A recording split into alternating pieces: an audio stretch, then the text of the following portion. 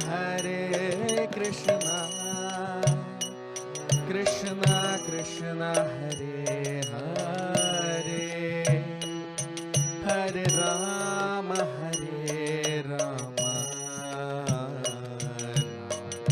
Rama Hare Hare. Hare Krishna, Krishna Krishna Hare Hare, Hare Rama, Rama Ram Hare Hare. Jaya Radha Madhava, Jaya Kunja Bihari, Jaya Gopi Janvallabha, Jaya Girivardhari. Jai Radha Madhava.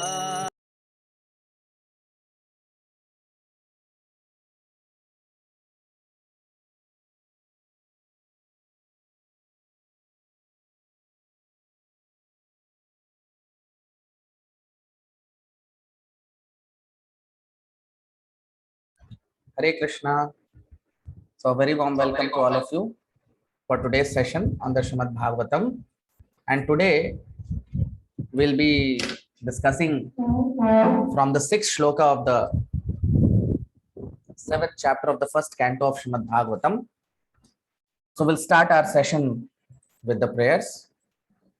Om Namo Bhagavate Vasudevaya. Om Namo Bhagavate Vasudevaya. Om Namo Bhagavate Vasudevaya. Narayanam Namaskritya Naran Chaiva Narottamam Devim Saraswatim Vyasam Tato Jayamudiraye Nashtaprayeshva Bhadreshu Nityam Bhagavat Sevaya Bhagavati Uttamashloke Bhaktir Bhavati Naishthiki.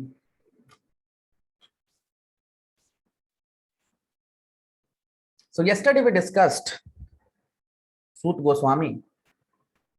He is talking about paropi manute anartham yat kritam chabhipadyate yaya sammohito jiva atmanam trigunatmakam. So Sut Goswami is telling that a living entity, he falsely thinks himself as product of the three modes. And we discussed yesterday that a living entity, why we think that I am this body, that feeling that this body is living is within us because of the presence of the three modes. The three modes create within us a feeling that this body is living, whereas this body is actually dead. But that living symptoms in the body develop because of the presence of the three modes. That's what we discussed yesterday. You see, the yesterday's shloka, Sut Goswami is telling that. And he's telling paropi manute anartham. Actually, manu means human beings. So paro, because we are superior to the three modes, but still we think that we are within the three modes. We think that I am a product of the three modes. And because of that, we are stuck in the cycle of kritam, means karmic reactions. Now let us see. Today we'll start with shloka number 6, text 6. Anarthopashamam sakshad bhakti yogamadhokshaje lokasya janato vidvamsh chakre satvat samhitam. Anarthopashamam sakshad bhakti yogamadhokshaje lokasya janato vidvamsh Chakre Satvata Samhitam.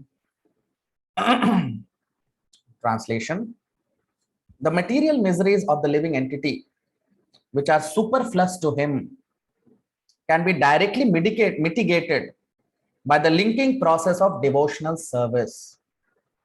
But the mass of people do not know this. And therefore, the learned Vyasadeva compiled this Vedic literature, which is in relation to the supreme truth. So you see here now, Suta Goswami is telling about why these Vedic literatures are created, especially why Vyasadeva got the inclination to compile the Vedic scriptures, and particularly the Srimad Bhagavatam. What is the inspiration of Vyasadeva? Why did he do this? So that is mentioned here in this shloka. So he says here, Suta Goswami, you see on your screen the shloka, Anarthopashamam sakshad bhakti yogam adhokshaje. So anartha upashamam. Anartha means, see, arth means that which has meaning. Arth means meaning, meaningful things in life. That is called artha. Generally, people think arth means money, but actually arth means meaningful things. Anartha upashamam. So arth means meaningful things, good things, which is good for us. So if arth means meaningful things, then what is the meaning of anartha? Anartha.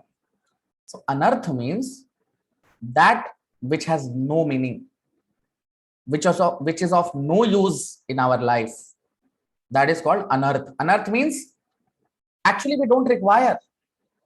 It's useless. It's bad for us. That is called anartha. So anartha upashamam.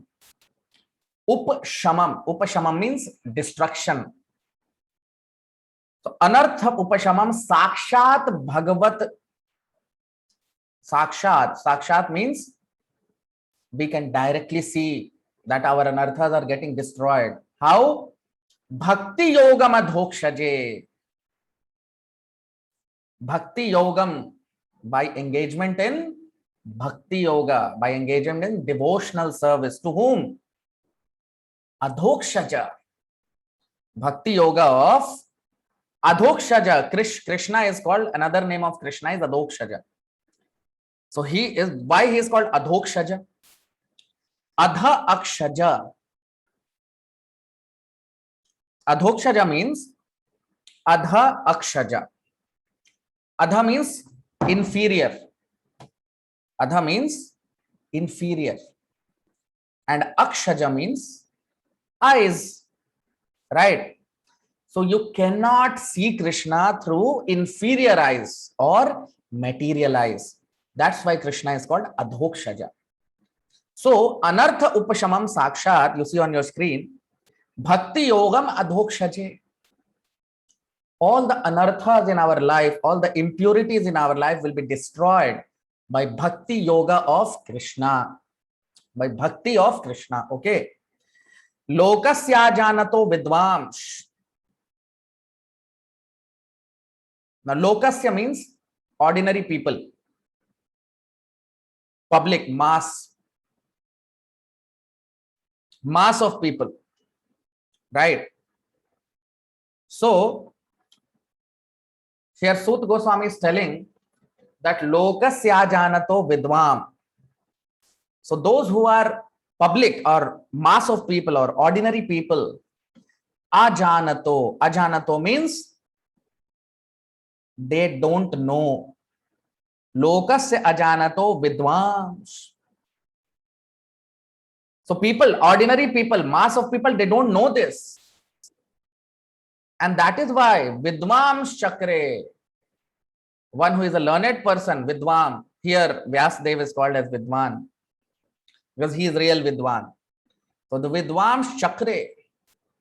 So Vyasadeva, who is a very learned person, Vidvans Chakre, he compiled Satvata Samhita. He compiled Satvata Samhita. Satvata means Krishna or pure devotees. Both are called Satvata. Satvata means either Krishna or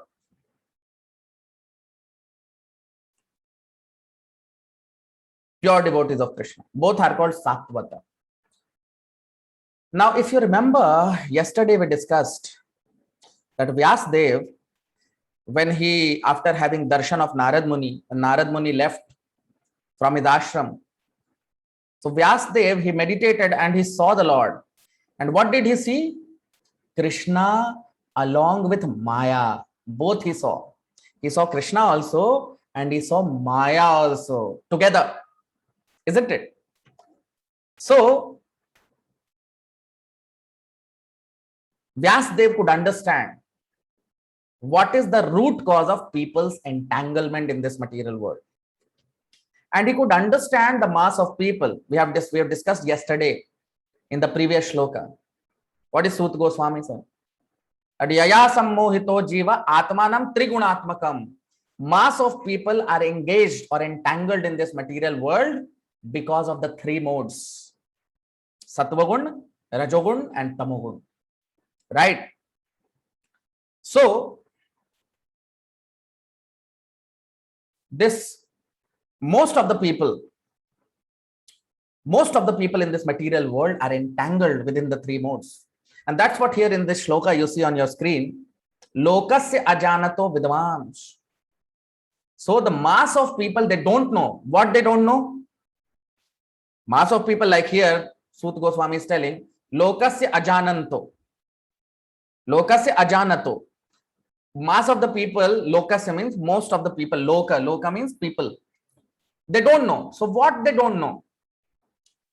That all our anarthas, all our impurities will be destroyed by Bhakti Yoga of Krishna. People don't know this.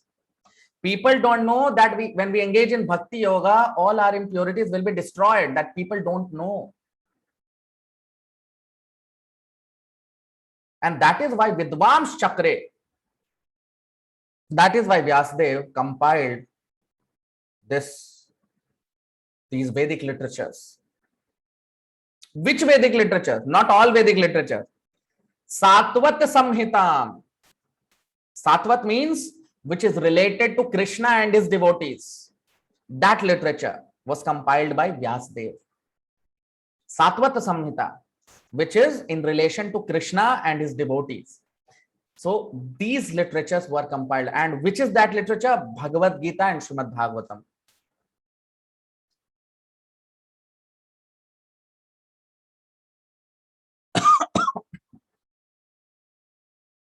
So that is why Vyasadeva compiled these two literatures, Bhagavad Gita and Srimad Bhagavatam. The purpose is, you see, what is the purpose? Anartha upashamam, to destroy all our anarthas by engaging us in Bhakti Yoga of Krishna. That is the purpose of all the Vedic literatures. That is the purpose specifically of Satvat Samhita. Satvat means Bhagavatam and Bhagavad Gita. That is the whole purpose. That all our impurities will be destroyed when we engage in Bhakti Yogam Adhokshaje. When we engage in Bhakti Yoga or devotional service of Krishna. That is the whole purpose of Vyasadeva compiling all the Vedic literatures. So, many a time people think that by knowledge, all our impurities will be destroyed.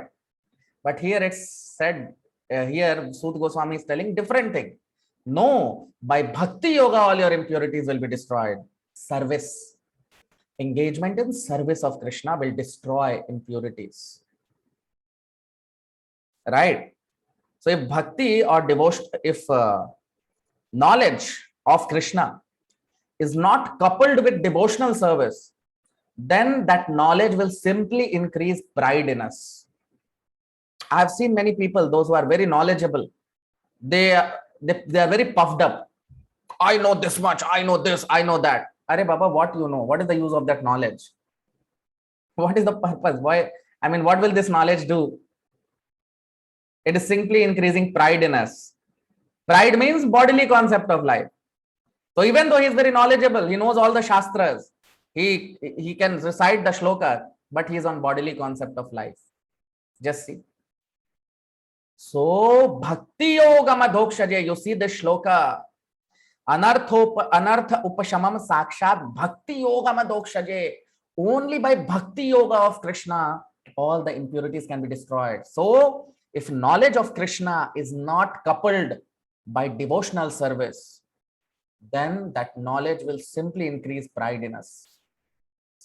And Krishna hates pride. Krishna does not like his devotees becoming proud.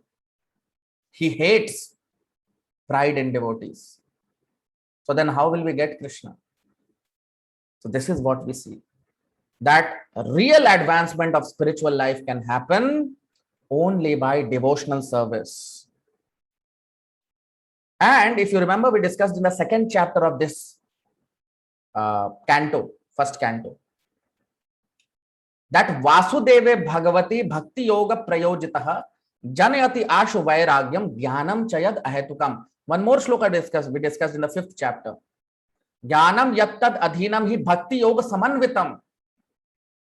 You see, two shlokas in the second chapter, in the fifth chapter also. Jnanam Yattad Adhinam Hi Bhakti Yoga Samanvitam. That Jnanam or knowledge is included in Bhakti Yoga Samanvitam. It is Samanvit, it is included in Bhakti. When you engage in devotional service of Krishna, the knowledge is automatically included in that. You don't have to separately endeavor for knowledge. Then the Lord reveals knowledge from within the heart of a devotee. This is what is called transcendental knowledge, Divya Gyan. So bookish knowledge and transcendental knowledge. So by doing bhakti, by engaging in service of Krishna, we develop Divya Gyan, transcendental knowledge. So this is what we see here, that all our anarthas, all our impurities will be destroyed by bhakti yoga of Krishna, devotional service to Krishna. And knowledge becomes a concomitant factor. Knowledge is already included in devotional service. Now text 7, shloka number 7. Yasyam vaishruyamanayam Krishne parama purushe Bhaktirutpadyate punsaha Shoka mohaya bhayapaha. Yasyam vaishruyamanayam Krishne parama purushe Bhaktirutpadyate punsaha Shoka moha bhayapaha. Translation. Simply by hearing this Vedic literature, the feeling for loving devotional service to Lord Krishna, the Supreme Personality of Godhead, sprouts up at once to extinguish the fire of lamentation, illusion, and fearfulness. You see. So what is Suta Goswami telling here? Yasyam vai shruyamana. Just by hearing. Yasyam vai shruyamana. Shruya means to hear. Shruti. Hearing. Hearing what? Krishne parama purushe. Yasyam vai shruyamanaya. Hearing what? The previous shloka. You see? The previous shloka. Satvat Samhita. To hear Satvat Samhita, Bhagavad Gita and Srimad Bhagavatam. So when we hear that, what will happen? Yasyam Vaishruyamanayam. When we hear the Vedic literatures, Bhagavad Gita and Srimad Bhagavatam, which are called Satvat Samhita, which is related to Krishna. When we hear that, what will happen? Krishne Parama Purushe. Krishna, who is Parama Purusha, who is the Supreme Purush, Parama Purusha, Bhaktir Utpadyate Punsaha. What happens when you hear about Krishna? What will happen to you? Bhaktir Utpadyate. Bhaktir Utpadyate. Bhakti will awaken. Utpadyate means to awaken, to rise. So bhakti will, generally utpadyate means to like trees when they grow, no? So that growth of a tree into a creeper, the seed fructifies, right? So the seed slowly starts growing and a small sapling comes. So that is called utpadyate. So bhakti is like that. It grows. How? Shruyamanayam, when you hear the Satvata Samhita, which is Bhagavatam and Bhagavad Gita, Bhakti Rutpadyate Punsaha, Shoka Moha Bhayapaha, and you become free from Shoka. Shoka means lamentation. Moha means Maya, illusion. And Bhaya. Bhaya means fearfulness. This material world is called Bhavasagar. Why this is called Bhavasagar? Because we are all fearful of death. Everyone fears death.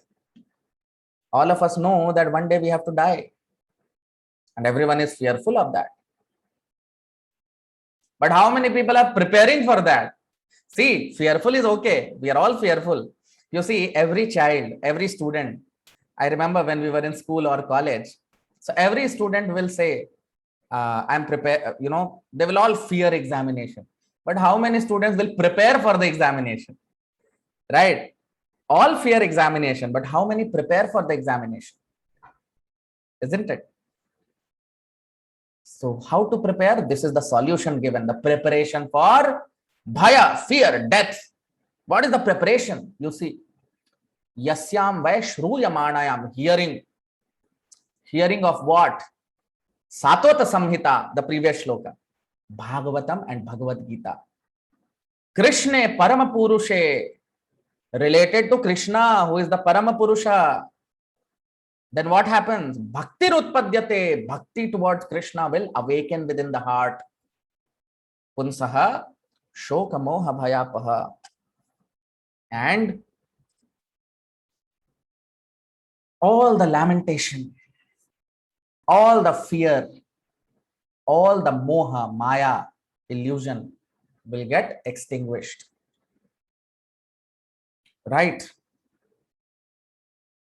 So ears are the most important sense that we have. Of all the senses, ear is the most powerful. Because now here in this shloka, that power is mentioned of hearing. You say, Yasyam va shruyamanayam, when you hear about Krishna, then bhakti rutpadete, you develop bhakti of Krishna just by hearing. Just imagine the power of hearing, the power of the ears. Even when we sleep, we can experience that. All our senses sleep, but ears don't sleep. That's why you put an alarm. Right? Why you put an alarm? Because ear don't sleep. For all other senses, you have to be touched. But ears, you can hear a sound and you will get up. Why? Because ears are the most powerful sense. Shabda Brahman. That is why we hear Shabda Brahman. Shabda Brahman means the Lord has incarnated in the power of Shabda or Bhagavatam or Bhagavad Gita. So by hearing Krishna, by hearing topics related to Krishna from through the ears, bhakti develops.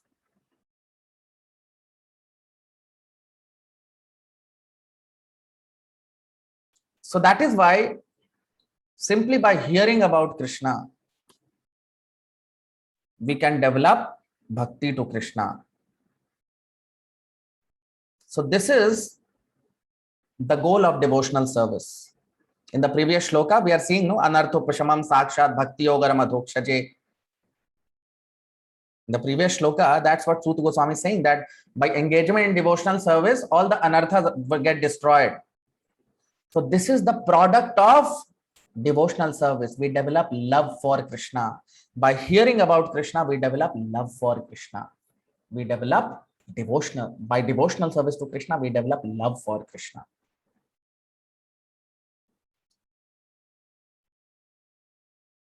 So like, if we want to come out of dream, we need to hear real sound. Similarly, when we want to hear Krishna, when we want to come out of our illusory existence, we need to hear transcendental sound of Krishna, and that includes hearing of Bhagavad Gita and Srimad Bhagavatam and chanting of the Hare Krishna Maha Mantra. Otherwise, we may try all kinds of peaceful activities, peace proposals everyone can give, but nothing will work. The only thing that will work is hearing of Krishna, about Krishna, and chanting Krishna's glories. Now, text 8, shloka number 8. Sasamhitam bhagavatim कृत्वा नुक्रम्य चात्मजं शुकम अध्यापयामास निवृत्ति निरतं मुनिः ससंहितां भागवते कृत्वा नुक्रम्य चात्मजं शुकम अध्यापयामास निवृत्ति निरतां मुनिः.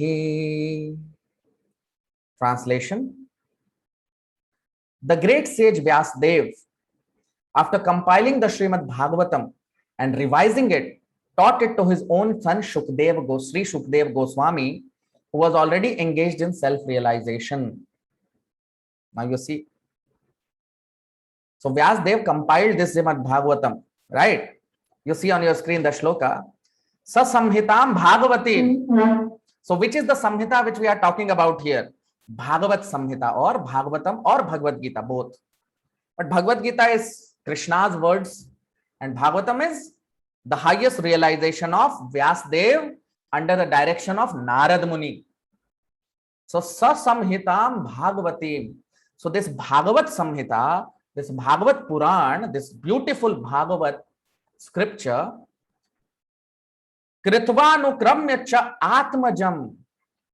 Kritva Anukramya. After completely Vyasdev, when he understood it, assimilated it, revised it, corrected it by everything, by complete assimilation, Anukramya. Anu means to, Kritva means to learn it or to compile it, and Anukramya means to completely revise it and assimilate it.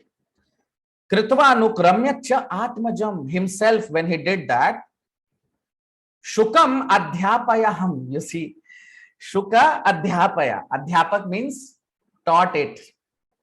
So Vyasdev taught this to his son. And who is his son? Shukdev Goswami. Shukam. Shukam means Shukdev Goswami. So Vyasadeva's son is Shukdev Goswami, and Shukdev Goswami was taught Srimad Bhagavatam by his father Vyasadev. Right? Nivritti Niratam Munihi. Now Shukdev, about Shukdev Goswami it is said, Nivritti, he was already Nivritt. He was already a liberated soul, even at birth. So Shukdev Goswami was a liberated soul even when he was born. He was not a conditioned soul like us. So Bhagavatam is not an ordinary scripture. This is meant to be understood by Paramhansa Sannyasis for liberated souls. Of course, all of us can benefit, but the purpose of Bhagavatam, it is written for liberated souls like Shukdev Goswami, Parikshit Maharaj, Narad Muni, Vyasadev. These are the devotees. So we become purified by hearing Bhagavatam. And pure devotees relish Bhagavatam. So Vyasadev, first of all, he compiled Bhagavatam, revised it, and then he taught it to his son, Shukdev Goswami.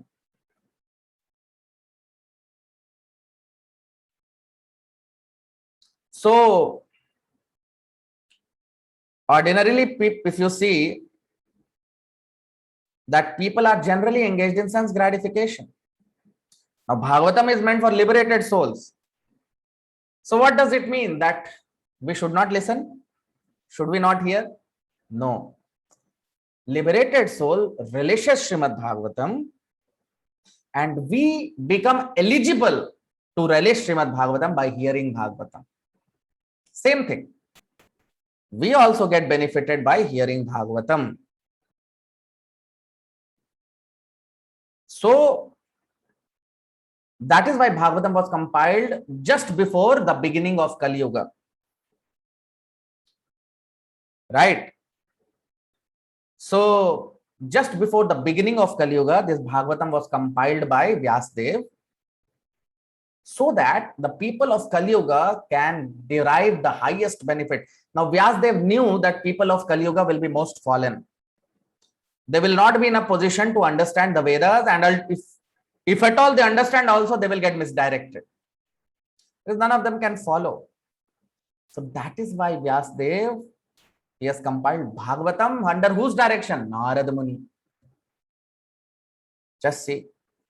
So for ultimate benefit of everyone in this world, this Bhagavatam is compiled.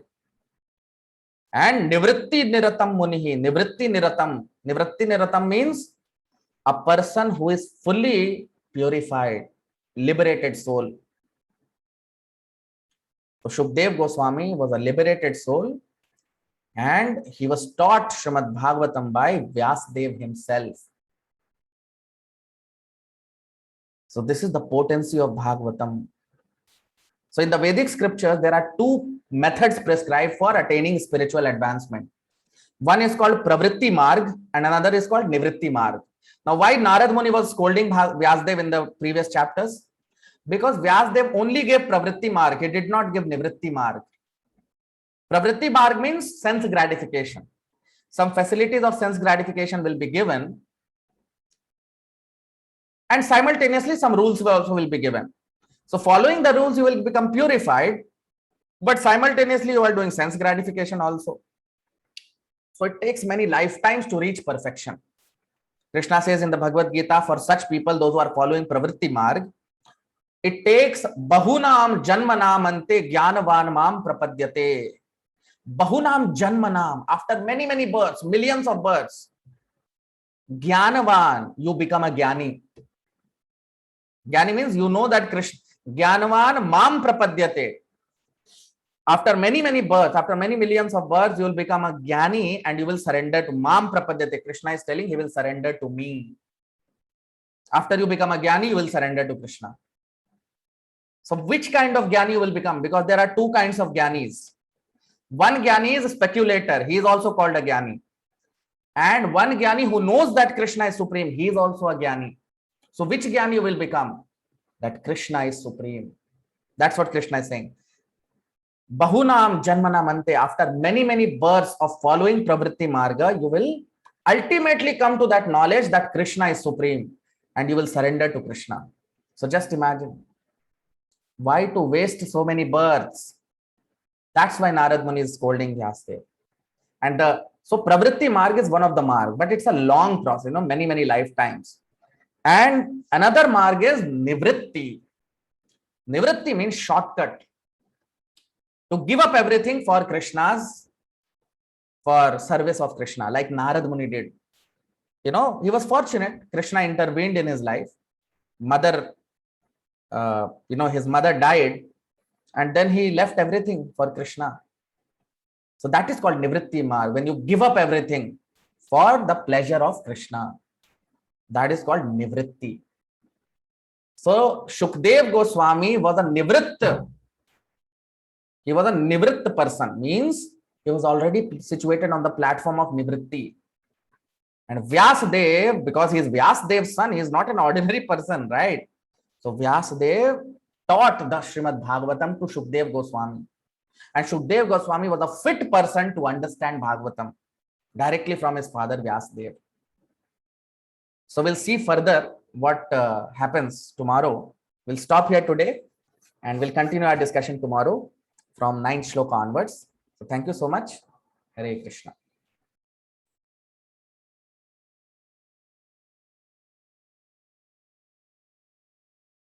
Hare Krishna,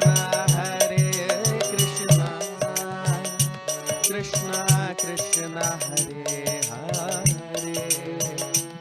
Hare Rama, Rama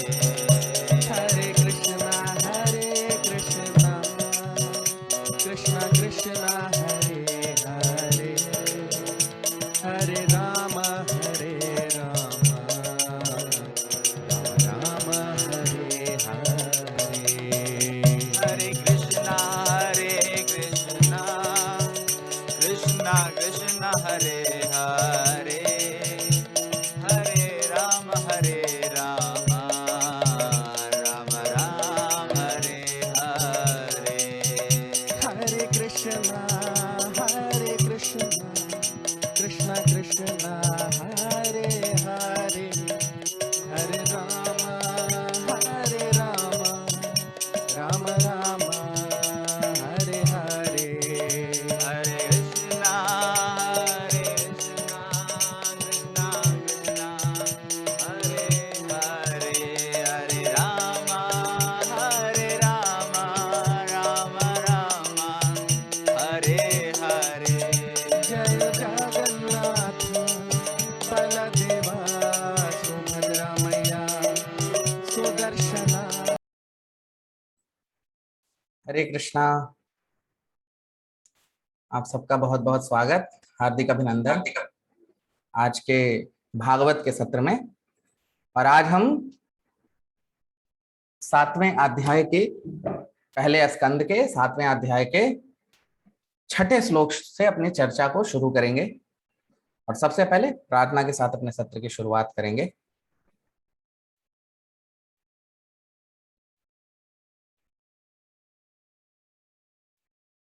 ओम नमो भगवते वासुदेवाय। ओम नमो भगवते वासुदेवाय। ओम नमो भगवते वासुदेवाय। नारायणं नमस्कृत्य नरं चैव नरोत्तमं देवीं सरस्वतीं व्यासं ततो जयमुदीरयेत्। नष्टप्रायेष्व भद्रेषु नित्यं भागवत सेवया भगवति उत्तम श्लोके भक्तिर्भवति नैष्ठिकी। तो कल हमने देखा था, सूत गोस्वामी बता रहे हैं कि किस तरह से आत्मानं त्रिगुणात्मकम यया सम्मोहितो जीव आत्मानं त्रिगुणात्मकम। तो जो जीव है वो सम्मोहित हो जाता है और वो ये सोचने लगता है कि मैं इन 3 गुणों का शरीर हूं। और परोपि मनुते, लेकिन वो तो इन सब चीजों से ऊपर है, परे है। लेकिन जब वो ये सोचता है कि मैं इन 3 गुणों का बना हुआ हूं, तो उसे इस भौतिक जगत में फंस जाता है और कर्म बंधन में फंस जाता है। तो ये हमने कल देखा। अब आज देखते हैं 6ठे श्लोक से सूत गोस्वामी क्या बता रहे हैं। तो 6ठा श्लोक, अनर्थोपशमं साक्षाद भक्ति योगमधोक्षजे लोकस्या जानतो विद्वांस चक्रे सात्वत संहिताम। अनर्थोपशमं साक्षाद भक्ति योगमधोक्षजे लोकस्या जानतो विद्वांस चक्रे सात्वत संहिताम। ट्रांसलेशन, अनुवाद। The material miseries of the living entity, which are superfluous to him, can be directly mitigated by the linking process of devotional service. But the mass of people do not know this, and therefore the learned Vyasdev compiled this Vedic literature, which is in relation to the supreme truth. अब हम इसका अनुवाद देख लेते हैं हिंदी में। सूत गोस्वामी क्या बता रहे हैं। तो सूत गोस्वामी कह रहे हैं कि जो भौतिक दुख हैं जीवों के और जो अनर्थ हैं जिसका हमसे कोई लेना देना नहीं है, वो भक्ति योग के मार्ग से उसे नाश किया जा सकता है। लेकिन आम जनता जो है उनको ये पता नहीं है, इसीलिए विद्वान व्यासदेव ने ये सात्वत संहिता भागवत पुराण बनाई, जो भगवान से सीधा जिसका संबंध है। तो अब आप देखिए क्या बता रहे हैं सूत गोस्वामी। तो कह रहे हैं कि अनर्थ उपशमम, आप देखिए अपने स्क्रीन पे ये श्लोक आप देख पाएंगे। अनर्थ उपशमम, अनर्थोपशमम मतलब अनर्थ उपशमम। अनर्थ का मतलब क्या होता है, सबसे पहले तो समझना अर्थ का मतलब क्या होता है। अर्थ का मतलब क्या होता है? तो अर्थ हम कहते हैं जिसका कोई मतलब है ना, जिसका हमारे जीवन में कोई अर्थ है या उसका कोई औचित्य है। लेकिन जो फालतू की चीजें हैं, जिसका कोई मतलब नहीं है हमारे जीवन में, जो यूजलेस है, जिसका कोई संबंध नहीं, जो जिसका सिर्फ हमें नुकसान होगा, उसे अनर्थ कहते हैं। अनर्थ मतलब उसकी जरूरत नहीं है, वो हमारे लिए नुकसान देता है, वो हमें तकलीफ देता है, तो उसे कहते हैं अनर्थ। अनअर्थ जिसका कोई अर्थ नहीं, जो किसी लायक नहीं है हमारे जीवन में। तो व्यासदेव सूत गोस्वामी कह रहे हैं कि अनर्थ उपशमम। तो ये अनर्थ जो हैं, ये सारे उपशमम, उपशम मतलब इनका नाश हो जाता है। किससे? साक्षात। और हम देखेंगे कैसे ये नाश होता है, हम इसको अनुभव कर सकते हैं। कैसे कैसे नाश होगा अनर्थ का? भक्ति योगम अधोक्षजे। देखिए आप, कैसे नाश होगा? भक्ति योग से। किसके भक्ति से? अधोक्षजे। आप देखिए, भक्ति योगम अधोक्षजे। अधोक्षजे किसको कहते हैं? कृष्ण भगवान को। उनका नाम अधोक्षजे है। अध अक्षज यस्माद। अधोक्षजा का मतलब अध अक्षज यस्माद। अध का मतलब नीचे या नीच, और अध अक्षज, अक्षज का मतलब आंखें या इंद्रियां भी कह सकते हैं। तो नीच इंद्रियों के द्वारा यानी जड़ इंद्रियों के द्वारा भगवान को हम अनुभव नहीं कर सकते।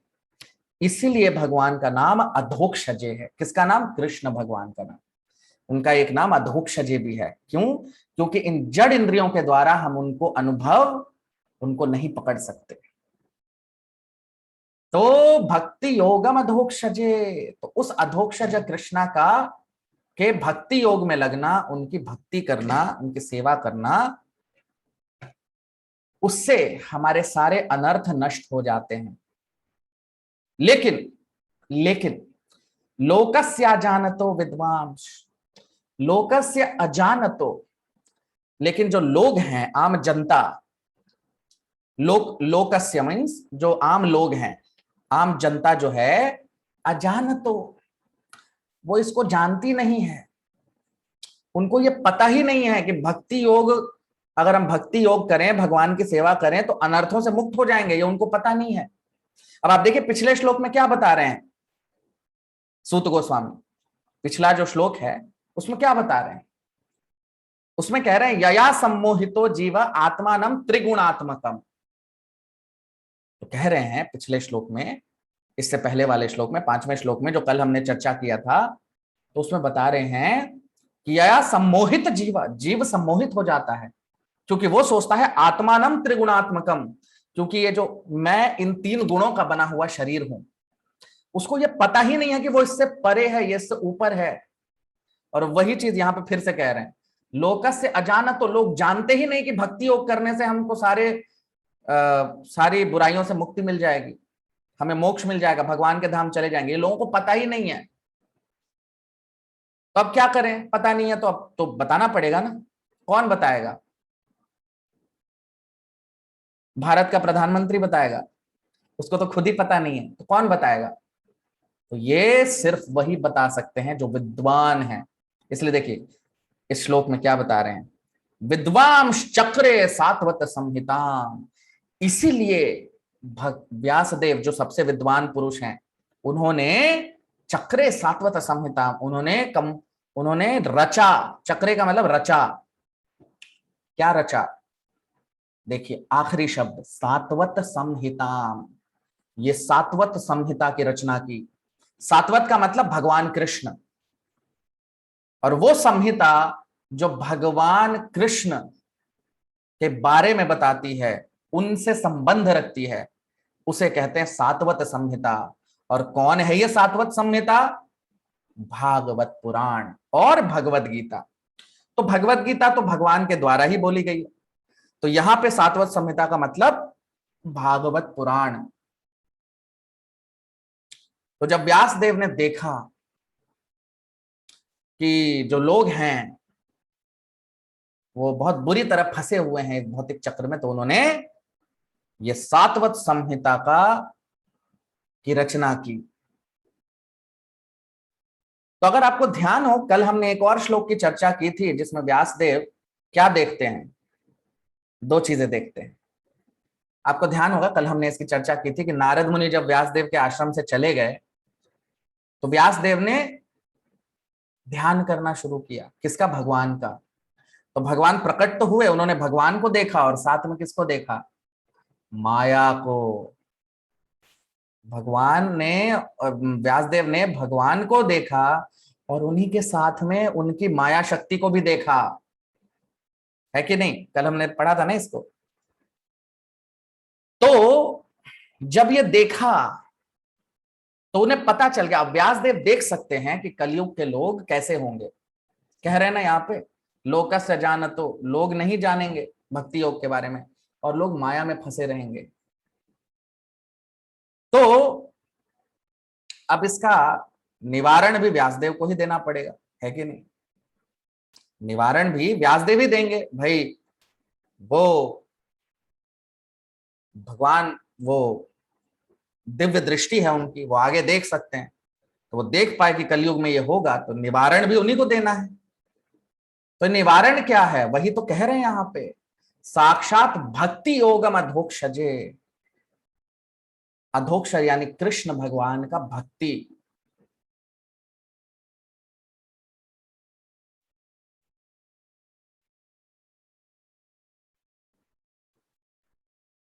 तो भक्ति जो है, इससे सारे अनर्थ नष्ट हो जाते हैं।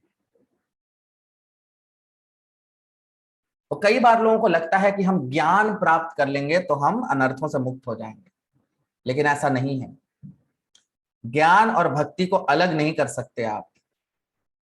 अगर आपको ध्यान होगा, हमने दूसरे अध्याय में, इसी स्कंद के दूसरे अध्याय में एक श्लोक देखा था, वासुदेवे भगवती भक्ति योग प्रयोजितः जनयति आशु वैराग्यम ज्ञानम चयद अहेतुकम।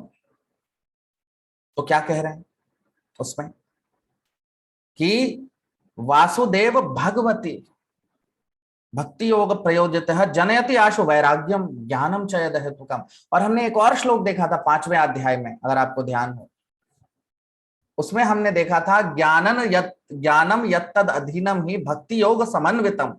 तो ज्ञान जो है वो भक्ति में मिला हुआ है। अलग से ज्ञान अगर हम लेने जाएंगे तो सिर्फ घमंड पैदा होगा और कुछ नहीं। हमें सिर्फ घमंड हो जाएगा कि अरे मुझे इतना ज्ञान है, मुझे इतना पता है। पता भले ही कुछ ना हो, बहुत लोगों को मैंने देखा है, बहुत रट लेते हैं, ज्ञान हो जाता है, ये हो जाता है, लेकिन गलत काम, अनर्थ नहीं जाते। ज्ञान तो हो गया, लेकिन उस ज्ञान का करेंगे क्या आप? अगर आपका शुद्धिकरण नहीं हुआ, अनर्थ नहीं जा रहे। किताब पढ़ लिया, रट लिया, लेकिन मन में घमंड आ गया। और कृष्णा को घमंड से नफरत है। उन्हें अपने भक्तों के अंदर अगर घमंड आ जाता है तो वो भगवान को बिल्कुल नफरत है इससे, वो बिल्कुल पसंद नहीं करते भगवान घमंड। तो अगर ज्ञान भक्ति के द्वारा, अगर ज्ञान भक्ति के द्वारा नहीं आ रहा तो वो ज्ञान सिर्फ घमंड पैदा करेगा और कुछ नहीं करेगा। अगर ज्ञान सेवा के माध्यम से नहीं आ रहा, सिर्फ हम सोचें कि हम बैठ के केवल ज्ञान अर्जित कर लें, तो वो ज्ञान सिर्फ हमें घमंड पैदा करेगा और कुछ नहीं करेगा। तो ज्ञानम यत्तद अधीनम ही भक्ति योग समन्वितम। ज्ञान तो भक्ति में मिला हुआ है। जो भक्ति करते हैं, जो भगवान की सेवा करते हैं, उन्हें अलग से ज्ञान प्राप्त करने की जरूरत नहीं है। ज्ञान अपने आप उनके हृदय में भगवान प्रकट कर देते हैं। हमारे बहुत सारे आचार्य हैं जो भगवान के शुद्ध भक्त हैं और वो पढ़े लिखे भी नहीं हैं, कुछ नहीं, उन्हें वो बिल्कुल भी नहीं पढ़े लिखे, लेकिन ज्ञान, सारा ज्ञान है उनको। कहां से ये ज्ञान आता, कहां से है? ये आता है भक्ति से, भगवान की सेवा करने से।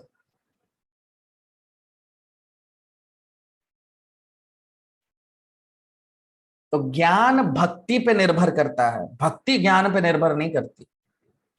भक्ति तो कोई भी कर सकता है, चाहे कोई पढ़ा लिखा हो, अनपढ़ हो, कुत्ता हो, बिल्ली हो, इंसान हो, हर कोई भक्ति कर सकता है। लेकिन ज्ञान, अगर भक्ति नहीं है या सेवा नहीं है भगवान, लेकिन ज्ञान अर्जित कर रहे हैं और सिर्फ ज्ञान में लगे हुए हैं, तो वो सिर्फ घमंड पैदा करेगा और कुछ नहीं करेगा। इसलिए अनर्थ उपशमम, तो व्यास देव यहां पे निवारण दे रहे हैं। क्या कह रहे हैं? अनर्थ उपशमम साक्षात भक्ति योगम अधोक्षजे लोकस्या जानतो विद्वांस चक्रे चक्रे सात्वत संहिताम। तो इसीलिए व्यास देव ने हमें ये भागवत पुराण दिया है। भागवत पुराण और भगवत गीता, ये दो शास्त्र जो हैं हमारे, ये भक्ति शास्त्र हैं। और सिर्फ इन शास्त्रों के माध्यम से जब हम भगवान की भक्ति में लगेंगे तो हमारे सारे अनर्थ नष्ट हो जाएंगे और हम ज्ञान की, भक्ति की पराकाष्ठा भगवान को पालेंगे। अब 7वां श्लोक, यस्याम वैश्रूयमाणायाम कृष्णे परम पुरुषे भक्तिरुत्पद्यते पुंसः शोक मोह भयापः।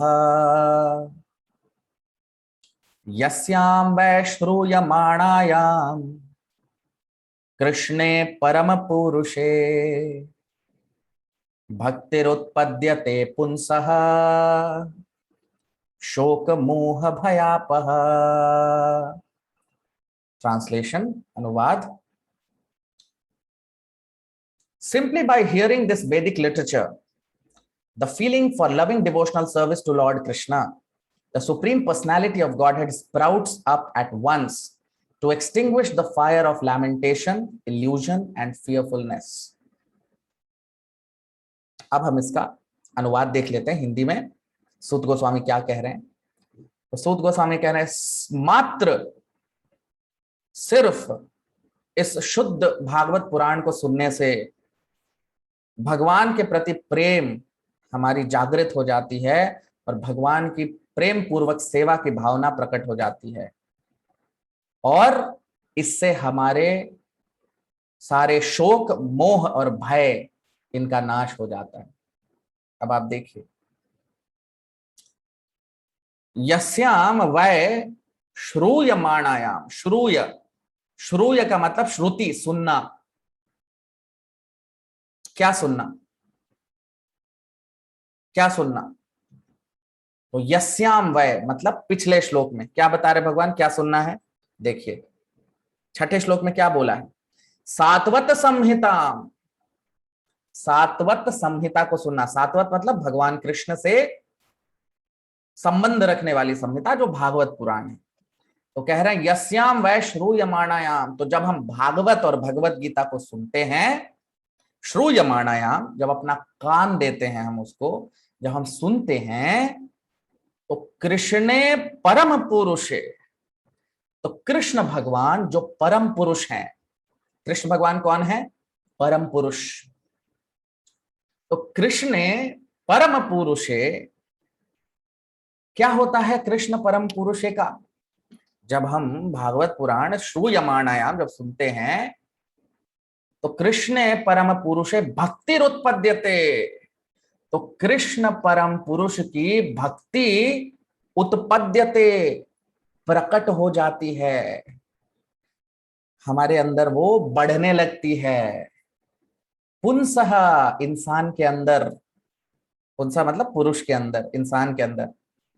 और शोक मोह भय अपहा, और शोक मोह और भय नष्ट हो जाती है। आप देखिए, तो सिर्फ भागवत पुराण सुनने से कृष्ण परम पुरुषे, कृष्ण भगवान को यहाँ पे श्लोक में आप देखिए क्या कह रहे हैं पहले भाग में, कृष्ण परम पुरुषे। तो कृष्ण जो है वो परम पुरुष हैं, पहले पुरुष हैं, आदि पुरुष हम भी कहते हैं। तो कृष्ण जो परम पुरुष हैं, जब हम भागवत पुराण सुनते हैं, जब भगवत गीता सुनते हैं, तो कृष्ण जो परम पुरुष हैं, भक्तिर उत्पद्यते, भक्तिर उत्पन्न हो जाती है। उत्पद्यते कहते हैं जैसे आप बीज को बोते हैं तो कैसे पौधा निकलता है, तो भक्ति भी वैसे ही हमारी उत्पन्न पौधे की तरह जागृत होने लगती है। और भक्ति जब आती है तो क्या होता है, शोक, मोह और भय, तीन अनर्थ है हमारे अंदर। पिछले श्लोक में देख रहे हैं ना, अनर्थ उपशमम, अनर्थ सारे नष्ट हो जाते हैं भक्ति से। तो वो अनर्थ कौन कौन है, ये तीन है, देखिए इस श्लोक में, शोक, मोह और भय अपहा। तो शोक, मोह और भय, शोक का मतलब दुख होना, जो नहीं है उसके पीछे भागना, रोना उसके लिए। मोह का मतलब माया में फंसे रहना। और भय, इस भौतिक जगत में सबको भय है, सबको डर लगता है। क्यों? क्योंकि सबसे बड़ी परीक्षा जो है उससे सबको डर लगता है, और वो क्या है, मृत्यु। सबको भय है मृत्यु का, कोई ऐसा इंसान नहीं है जिसे मृत्यु का भय ना हो, सिवाय मुक्त आत्माओं के, शुद्ध भक्तों के। तो भय तो लगता है, लेकिन कितने लोग इसकी तैयारी करते हैं? भाई चलो ठीक है, भय तो लग रहा है, तैयारी कितने लोग करते हैं इसकी? अभी भय लगने से होगा क्या? भाई चलो हमें डर लग रहा है, जैसे आपने देखा होगा, मुझे ध्यान है हमारे कॉलेज में, स्कूल में, तो बहुत सारे जो बच्चे थे उन्हें बहुत भय लगता था, अरे परीक्षा आने वाली, परीक्षा आने वाली, एग्जाम आने वाला, एग्जाम आने वाला।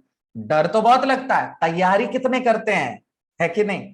तो डर तो सबको लगता है, लेकिन बहुत ही कम बच्चे होते हैं जो तैयारी करते हैं इसकी, जो अच्छा कर पाते हैं इसमें। तो वो तैयारी बता जा रही है इस श्लोक में, देखिए ना, ये तैयारी बता रहे हैं भगवान, सूत गोस्वामी, सॉरी, तैयारी बता रहे हैं। क्या तैयारी है? श्रूयमाणायाम, भागवत को सुनना, भगवत गीता को सुनना इन कानों से। तो सुनने को ही क्यों इतना, आप देखिए हम लगातार देखते जा रहे हैं कि श्रवणम को इतना महत्व दिया गया है। भाई श्रवण को इतना, मतलब सुनने को इतना महत्व क्यों दे रहे हैं? क्योंकि श्रवण जो है, आप देखिए हमारे शरीर में सबसे शक्तिशाली जो इंद्रियां है, तो सबसे शक्तिशाली इंद्रिय है, वो है हमारे कान।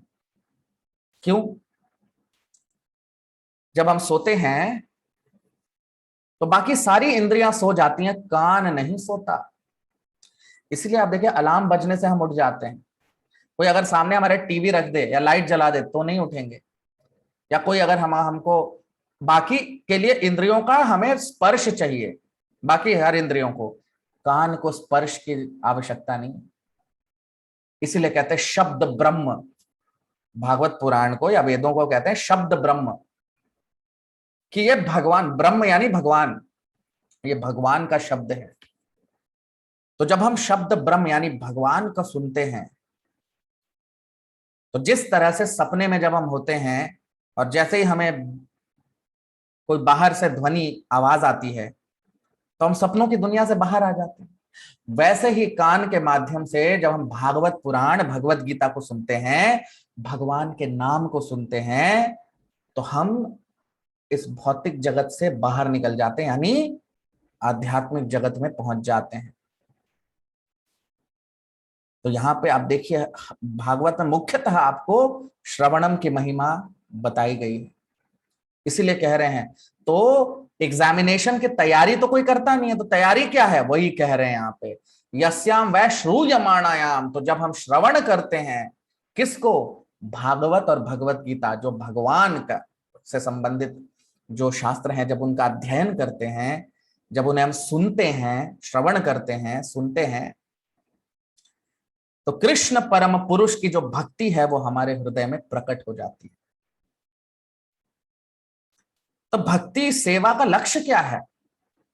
सेवा का लक्ष्य है प्रेम भक्ति, भगवान के प्रति प्रेम। तो इसलिए जैसे हम भौतिक जगत में जब हम संपर्क में आते हैं तो हम में अनर्थ पैदा हो जाते हैं, तो जब ये अनर्थ नष्ट हो जाते हैं तो हम वापस से भगवान के प्रति हमारा प्रेम, क्योंकि हम सब भगवान के प्रेमी हैं वास्तविक में, लेकिन अभी भौतिक जगत के प्रभाव की वजह से हम वो प्रेम की भावना नहीं है, तो वापस से वो प्रेम की भावना जागृत हो जाती है जब हम हमारे अनर्थ नष्ट होते हैं भक्ति की शक्ति से, भगवान के श्रवण से, यानी भागवत, भगवत गीता और भगवान के नाम के श्रवण से। नहीं तो कितना भी हम कुछ भी कर लें, बहुत सारे लोग बड़ी बड़ी ऑर्गेनाइजेशन बना लें कि दुनिया में हम शांति स्थापित कर देंगे, इसका एक ही रास्ता है, वो है भागवत, भागवत पुराण, भगवत गीता। यही दो हमारे पास उपाय है कलयुग के लिए, और कोई उपाय नहीं। इसलिए मात्र भागवत सुनने से हम ये सारे भौतिक बुराइयां नष्ट हो जाती हैं और हम भगवान भक्ति, भगवान की शुद्ध भक्ति के आयाम पे पहुंच जाते हैं। अब 8वां श्लोक, ससंहितां भागवती कृत्वानुक्रम्य चात्मजम् शुकम अध्यापयामास निवृत्तिं निरतं मुनिः। ससंहितां भागवती कृत्वानुक्रम्य चात्मजम् शुकम अध्यापयामास निवृत्ति निरतं मुनिः। ट्रांसलेशन, अनुवाद। The great sage Vyasadeva, after compiling the Srimad Bhagavatam and revising it, taught it to his own son Sri Shukdev Goswami, who was already engaged in self-realization. अब हम इसका अनुवाद देख लेते हैं हिंदी में। सूत गोस्वामी कह रहे हैं कि वो महान ऋषि व्यासदेव भागवत लिखने के बाद और उसे समझने के बाद अपने पुत्र को सिखाया, जिनका नाम है शुकदेव गोस्वामी, और जो स्वयं ही निवृत्त शुद्ध भक्त थे भगवान के। अब आप देखिए, ससंहिताम भागवती, तो यहां पे कह रहे हैं सूत गोस्वामी कि ये जो संहिता है भागवती में, यानी भागवत जो पुराण है, कृत्वा अनुक्रम्य, तो इसे पहले तो व्यासदेव ने लिखा, इसे संकलन किया, और अनुक्रम्य फिर इसे अपने जीवन में उतारा, और फिर क्या किया आप देखिए। कृत्वा अनुक्रम्य, कृत्वा मतलब इसे तो पहले भागवत पुराण को संकलन किया, उसे लिखा, और अनुक्रम्य इसे फिर बार बार समझा। उसके बाद च आत्मजम, स्वयं से इसको सब किया। उसके बाद क्या किया, सुखम अध्यापयामास, शुकदेव गोस्वामी के व्यासदेव अध्यापक बन गए, यानी टीचर। स्वयं अपने पिता से शुकदेव गोस्वामी ने सीख लिया, व्यासदेव से क्या सीखा, भागवत पुराण। लेकिन शुकदेव गोस्वामी जो थे वो स्वयं ही निवृत्त थे, मतलब भक्ति में दो मार्ग बताए गए, भक्ति नहीं मतलब आत्म साक्षात्कार के मुख्यतः दो मार्ग हैं, प्रवृत्ति और निवृत्ति। तो प्रवृत्ति का मतलब होता है जिसमें हमें इंद्रिय तृप्ति की थोड़ी बहुत सुविधा दी जाती है, लेकिन साथ ही साथ हमें नियम भी बताए जाते हैं कि ये पालन करो, और ऐसा करने से हम, नियम पालन करने से हम में शुद्धिकरण होता है हमारा, और धीरे धीरे हम भक्ति में आगे बढ़ते हैं।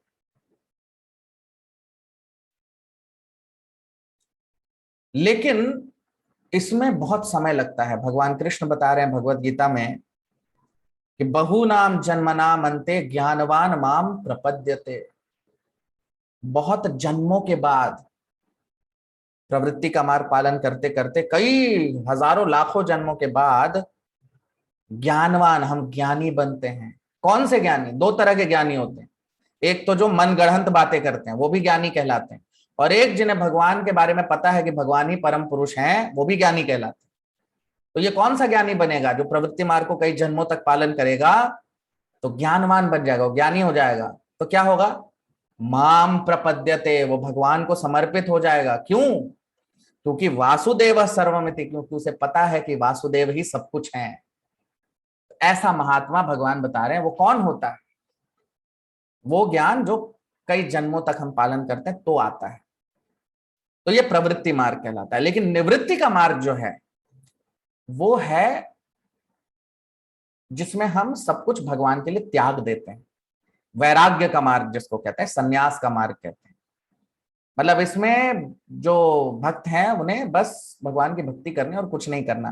जैसे नारद मुनि, उनकी माता थी, माता भगवान की कृपा थी, उनकी माता की मृत्यु हो गई और उसके बाद वो घर छोड़ के चल दिए सिर्फ भगवान के लिए, भगवान की भक्ति के लिए, और कोई उनके जीवन का लक्ष्य नहीं था। इसे निवृत्ति मार्ग कहते हैं।